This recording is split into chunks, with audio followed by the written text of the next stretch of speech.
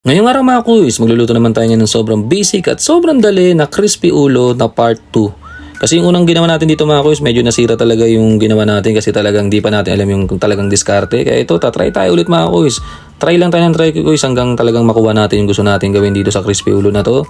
Kasi mga kuys, nakita nyo, gamit natin dyan plastic spoon yung mga kuys. So, biro mo, natatanggal siya mga kuys. Kasi ito, sinimulan natin mga kuys, ang ginawa ko dito talaga binalot ko sa katsa yung pinakaulo. Kasi nung nakaraan nung nilalaga ko siya mga kuys, hindi ko siya binalot doon. Ang nangyari, sa laga pa lang, nasira na agad yung balat. So ito mga kuys, nakita ko lang din naman to sa internet. Kaya tinry kong gayahin. Yung dahon na yun mga kuys, huwag kayo mag-alala dyan. Wala kasi akong pantakip, ang laki kasi nung kawali. Yan yung tinry ko lang itakip. Hindi ibig sabihin na tama to mga kuys, tinry ko lang. Kumbaga, kung sa tingin yung mali, mali. Kung sa tingin ko naman tama, ay tama mga kuys. Ganun lang kasimple yun. Kasi ito, pinakuluan ko siya ng almost 3 hours mga kuys. Tingin ko, goods na to. Kasi tanggal na mga kuys, 3 hours, biro mo yun. Ahon na natin yan mga kuys. I-check natin yan kung goods na yan. Pero tingin ko, goods na 3 oras na eh. Ang tagal na nun mga kuys. Baka naman talaga naman bumata na masyado tong ulo natin kalahati na to. Kasi ang tanggalin lang natin yung pinambalot natin na katsa. Tingnan natin mga kuys, itsura. Tingnan nyo naman. Oh. Medyo napingasan na lang konting tenga mga kuys. Di ko alam bakit. Baka hindi lang talaga naibalot ng maayos. Tapos ito, medyo nabawasan nga ng konting pisngi. Ewan ko ba, ang hirap talaga perfect nito. Siguro mas malaki dapat yung ginamit ko na katsa para talagang balot na balot siya. Tapos ito, lalagyan na natin ng maraming asin yan hanggang madry yan mga kuys. Tapos ito, inabot tayo ng gabi mga kuys. Talagang gusto natin tuyong-tuyo yan. Tapos ito, tinry natin prituin.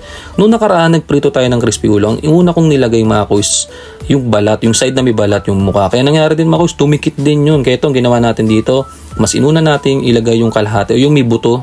Tapos ang gagawin natin discard dito mga kuys, naisip ko yan.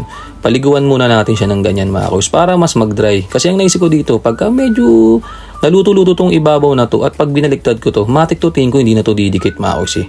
Kaya yan, tsinaga ko siya mga kuys paliguan mga kuys. Buti pa siya pinapaliguan mga kuys. Sana all, di ba? Kasi yan, ganyan lang mga kuys, paulit-ulit lang. Hanggang so nakita ko medyo natutuyot na yung balat niya mga kuys. Sa tingin ko, pwede na nating baliktarin to at 100% tingin ko hindi na didikit to. Tapos yan, dandaan lang mga kuys ha. Pagka mga ganitong prito mga kuys, lagi ko sinasabi sa inyo, huwag nyong lutuin sa loob ng bahay nyo. Kasi katulad yung mga kuys, nagtatalamsikan yung mga mantika. Parang sobrang delikado talaga mga kuys. Kung lulutuin nyo man sa loob to mga kuys, hanggat maaari yung malaking kaserola, yung talagang kalahati mantika na pwede nyong takpan. Katulad ito mga kuys, sobrang open na open to. Sobrang delikado to kasi once na, katulad ito mga kuys, bubusan natin. Tingnan nyo na may mantika mga kuys. So halos bumababa siya.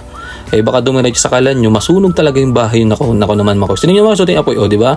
Kung sa bahay nyo yung mga kuys, sunog na yung pinaka ibabaw ng bahay nyo mga kuys. Sobrang lakas ng apoy mga kuys. Kaya pag ganito, sa labas nyo lutuin mga kuys, para kung sakali man, yung labas yung masunog mga kuys. Yan, pero mga kuys, pag ganito hanggat maaari mga kuys, pagka ganitong lutuan talaga, nakita nyo naman grabe, delikado talaga siya. Malaking kaserola yung gamitin nyo na may takip para hindi ganyan yung nangyayari. Kaya nga naisip ko buti dito ako sa labas ng luto kasi mas safe dito. Alam nyo kasi walang madadamay na appliances o anumang gamit mga. Tapos yan mga kuys, paulit-ulit lang natin binaligtad dyan. Nakita nyo naman, ginagawa naman natin lagi sa mga pakrispy natin pagbubuhos ng tubig. Tubig yun mga kuys, hindi yun suka o kahit ano man. Ang purpose lang naman nun, sabi lang dati, nakakatulong lumutong. Sa tingin ko naman, lumulutong. Kaya patuloy kong ginagawa mga kuys. Nakita nyo mga kuys, ganyan yung gusto natin. Tingnan yung tenga, parang pag pinitik mo, matatanggal sa lutong mga kuys. Ganyan yung gusto natin mga kuys. Ang sarap na ito mga kuys, alam nyo yun. Misa sa paborito to, mas paborito ko to kaysa sa crispy pata mga kuys. Kasi nandyan yung pinaka yung pinaka jolts niya, pisngi, yung ilong, alam nyo yun. Napakasarap niya, lalo yung pinaka pisngi niya mga kuys. Yung pinaka laman nun, ang sarap ng lasa nun. Hindi ko alam kung bakit mga kuys. Tingnan nyo, yung pagkakaluto natin mga kuys, kita nyo hindi siya dry, juicy siya mga kuys. Yan. Ganon kasimple mga kuys yung pagluluto ng crispy ulo na may sawsawang ganito kasarap. Tapos tinadtad natin ng pagganito mga kuys. Yun may tsura quality, di ba? Hindi siya dry, moist siya, tas maluto. Kasi yun mga kuys, nakaluto tayo ng sobrang basic at sobrang daling crispy ulo. Tara mga kuys, kain. Salamat.